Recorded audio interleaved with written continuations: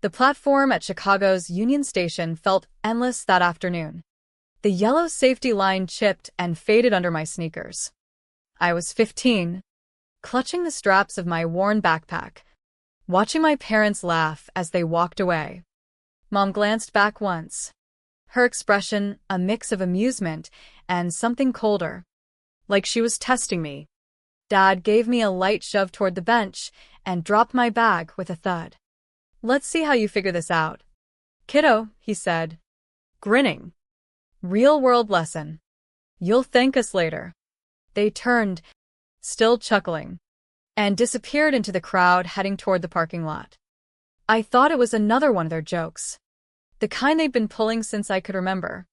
Humiliating pranks disguised as parenting, forgetting my birthday party one year only to reveal the cake later while filming my tears, or filling my gift box with trash and roaring with laughter when I opened it. "Toughen up, Emma," Mom would say. "You're too sensitive for this world." Dad would smirk. "One day you'll see we're making you strong." So I sat there, convinced they'd circle back any minute, maybe popping out from behind a pillar with a camera, telling me how funny my face looked. Hours ticked by. The afternoon sun dipped lower, casting long shadows across the tracks. Commuters rushed past, none stopping to ask why a teenager was frozen on that bench. My phone was dead. They'd forgotten the charger that morning. Joking about consequences. No texts, no calls. The air grew chilly as evening settled, the hum of incoming trains vibrating through the concrete. That's when the doubt crept in, sharp and cold. What if this wasn't a prank? What if they weren't coming back? Night fell hard. The station lights flickered on, harsh and unforgiving. I huddled on the bench, arms wrapped around my knees, stomach twisting with hunger and fear. A woman nearby caught my eye, hesitated like she might ask if I was okay, but then hurried away. Nobody wants to get involved. I tried to stay calm, telling myself they'd return soon, that this was just their way of teaching independence. But as the last announcements echoed and the gates started rolling down, panic clawed at my chest. They weren't coming. The realization hit like a freight train. My own parents had left me here, 15 years old, with nothing but a backpack and the clothes on my back. I slipped outside before security noticed, finding a shadowed corner behind a vending machine. The city noise, honking taxis, distant sirens pressed in. Every rustle made me flinch. That's when he approached. A man in his mid-30s, leather jacket hanging loose, cigarette smoke clinging to him. "Hey, sweetheart. You look lost," he said, voice too smooth, eyes scanning me like prey. "Trains are done for the night. I know a warm spot nearby if you need it." My instincts screamed danger. I shook my head, backing away, heart pounding. He stepped closer, smile fading to irritation. "Your loss." He vanished into the dark. But the encounter left me trembling. Even alone, I wasn't safe. That first night, I barely slept, eyes wide against every shadow. By morning, I was filthy, exhausted, scavenging a half-eaten sandwich from a trash bin near the station entrance. Days blurred. I drank from public fountains, stayed invisible to avoid questions, or worse. At home, I couldn't stop imagining them. My parents probably laughed about my stubbornness, telling my younger brother I'd be fine. But I wasn't. Something inside me fractured on that platform, the last fragile thread of trust snapping clean. If parents could abandon you like that, what hope was there for anyone else? The streets of Chicago tested me mercilessly over the following weeks. I moved between alleys near the station and nearby parks, learning quickly which spots offered cover from the wind whipping off Lake Michigan. Hunger became a constant companion, sharp and unrelenting. I figured out the rhythms of the city, when bakeries discarded day-old bread, which dumpsters behind delis might yield something edible. But survival demanded more than food. It demanded walls around my heart. One evening, as rain pelted the pavement, I huddled under an overpass when she found me. Evelyn was in her late 50s, weathered face lined from years on the streets, but her eyes held a gentleness that pierced through my defenses. She carried a tattered shopping bag stuffed with cans and wrappers. "You buy yourself out here, honey?" Her voice was raspy. "Kind." I nodded, too tired to lie. She sighed. "Studying me. Come on then. This rain'll soak you through." She led me to a sheltered spot under the overpass, drier than most, shared with a few others who kept to themselves. She handed me part of a sandwich she'd scavenged, and for the first time since the station, warmth, not just physical, seeped in. Someone saw me. Evelyn shared pieces of her life in quiet moments. A daughter lost to illness years ago, a husband claimed by alcohol, family ties severed long before. She spoke of loss matter-of-factly, like the weather.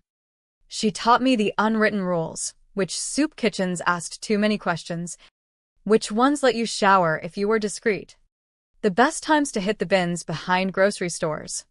For a while, I let myself hope. Maybe this was a turning point. Not a mother figure exactly, but close enough to ease the ache. But nothing good lasted.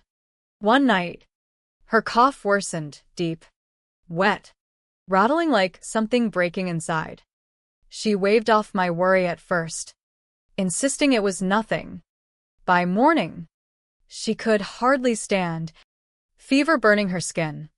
I begged her to go to a free clinic or hospital, but she refused, whispering they'd treat her like a throwaway. "I've seen it before," she gasped. That afternoon, she collapsed under the overpass, her hand clutching mine weakly. I held her as her breathing slowed, then stopped. The paramedics came eventually, but it was too late. Evelyn was gone, sitting there with her still form. Grief and betrayal crashed over me again. The one person who'd shown real kindness since my parents vanished. Taken away just like that. It felt personal, like the universe reinforcing the lesson. Don't trust. Don't hope. Don't need anyone. After they removed her body, I stood alone in the biting wind, emptiness carving deeper. I gathered my few things, a stale roll, a patched coat she'd given me, and walked away from the overpass, finding a new corner farther from familiar faces.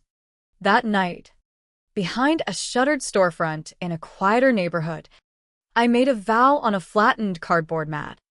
No more relying on people. They always left or were taken. The old Emma, the girl waiting faithfully on that bench, was dead. In her place rose someone harder, focused only on endurance. The next morning, I washed my face in a public restroom, staring at my hollow-eyed reflection. Dirt-streaked skin. But something new glinted. Resolve. Cold and unyielding. I started small. Day labor hauling boxes at markets, paid in cash under the table. I hid every dollar in my shoe lining, sleeping lightly, always alert. Months turned into a grinding routine.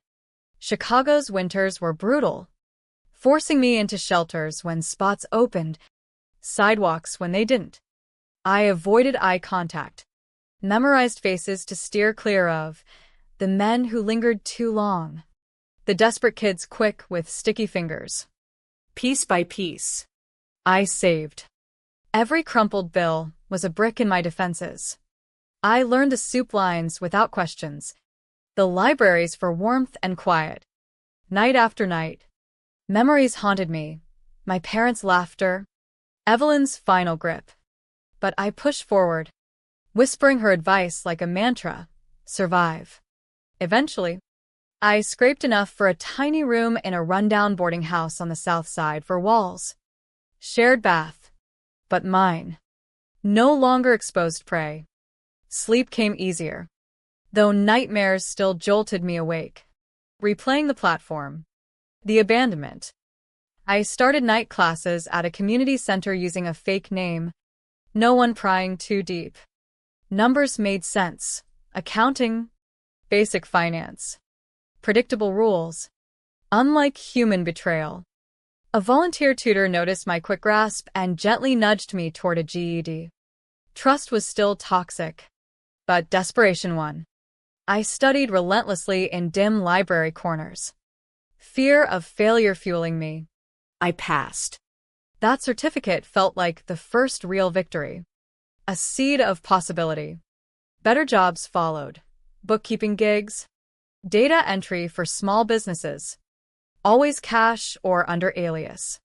By my early 20s, I landed a junior role at a modest financial services firm downtown. Spreadsheets became my armor, logical, emotionless. I changed my name legally to Sophia Kane, burying Emma Reynolds completely. The girl my parents discarded no longer existed. One ordinary afternoon, my supervisor left a foreclosure report open on a shared desk. Curiosity pulled me in. Scanning the details, my blood chilled. The address matched my childhood home in the suburbs, the creaky porch steps. The flower beds my mom fussed over half-heartedly. The window Dad swore he'd repair. My parents were defaulting. Years of poor choices catching up. No savings. Mounting debts. It felt distant at first, like reading about strangers.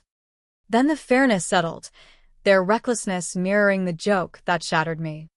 I ran the numbers repeatedly, heart steady, quietly, through intermediaries and a shell company impossible to trace. I acquired their debt. Legally sound. Paper trail clean. Ownership transferred. They had no clue. Part of me wondered if I should let the bank handle eviction naturally. But no, the lesson demanded completion. They needed to face me, to feel the isolation they'd inflicted. 15 years had reshaped me completely. Taller. Sharper features honed by hardship, eyes carrying steel where softness once lived. I drove to the old house one crisp autumn evening, papers in hand. The porch light flickered as I knocked. When the door opened, recognition dawned slowly on their faces. Shock. Confusion. Then dawning fear. "Emma?" Mom whispered, voice trembling. Hearing the old name stung like acid. I stepped inside uninvited. The familiar scent of the house hitting like a wave. Worn carpet. Faint cooking oil. Echoes of childhood silence. Memories flooded unbidden. The dinner table where I stayed quiet to avoid mockery. The chipped floors absorbing my hidden tears after another joke. I placed the legal documents on the kitchen counter. Voice even. "You owe this now. I own the house. The mortgage. Everything." Dad blustered at first. Face reddening. Denying. Demanding explanations. Mom reached out. Eyes pleading. "It was just a lesson. Honey. A prank to teach you independence. We thought you'd call or come home right away." A prank. After all these years. That's how they framed it. I looked at them, smaller now. Defeated. Shadows of the confident couple who drove away laughing. No satisfaction surged. Only a hollow calm. They'd taught me survival at any cost. Distrust as armor. Now they face their own medicine. "You have 48 hours to vacate," I said coldly, "or authorities will remove you." The words hung heavy, shifting something irrevocable in me. I was no longer their victim. I was the consequence they'd created. Through the window, I watched them pack over the next days. Battered suitcases. Boxes of remnants. They moved like ghosts. Shoulders slumped. No fight left. Dad met my gaze once from the driveway, mouth opening as if to speak, but silence prevailed. Mom's hands shook as she loaded the car. They climbed into their aging sedan and pulled away without a backward glance after the initial shock faded. The house was mine. stepping back inside alone. The floorboards creaked familiarly underfoot. I traced the doorframe notches marking my childhood height, each one a silent plea for approval that never came. Pride had been their weapon, love their punchline. Now I held ultimate power, the home, their security, stripped away. But sweetness eluded me. Sitting at the old kitchen table, hands folded in the oppressive quiet, questions swirled. Was this justice? Balancing the scales after years of calculated cruelty? Or revenge that mirrored their monstrosity? Leaving me just as isolated? Tears came unexpectedly, not regret for the eviction, but mourning the girl erased on that platform. Sophia Kane was unbreakable, successful in finance with a growing portfolio, yet lonelier than the nights on Chicago streets. Evelyn's memory surfaced. Survive. But she'd never taught hatred. Had I become what broke me? I rose, leaving the door unlocked, walking into the sunlight without looking back. The house stood empty behind me, just another shell of the past. Freedom tasted bittersweet, a final price extracted. If parents could weaponize jokes into abandonment, what does true strength look like? Forgiveness or unbreakable self-reliance? Would you have confronted them the same way or walked away sooner? The choice lingers, heavy with what survival truly costs.